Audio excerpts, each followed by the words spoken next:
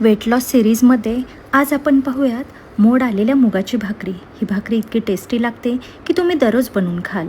मिक्सरमध्ये मोड आलेले मूग, लसूण, हिरवी मिरची, आले, जिरे आणि थोडं पाणी घालून खडबडीत वाटून घ्या. मग एका परातीमध्ये 2 वाटी ज्वारीचे पीठ, अर्धा वाटी बेसन पीठ, बारीक चिरलेला कांदा, बारीक चिरलेला पालक, कोथिंबीर आणि मिक्सरमधील वाटण, चवीनुसार मीठ आणि हळद घालून हे वाटण एकजीव करून घ्या आणि चांगले पीठ मळून घ्या. कॉटनचा कपडा किंवा बटर पेपर घेऊन एक पिठाचा गोळा घेऊन गोलाकार थापा. मध्ये पाण्यात हात बुडवून घ्या म्हणजे पीठ हाताला चिकटणार नाही. वरून थोडे तेल स्प्रिंकल करा आणि दाबून घ्या.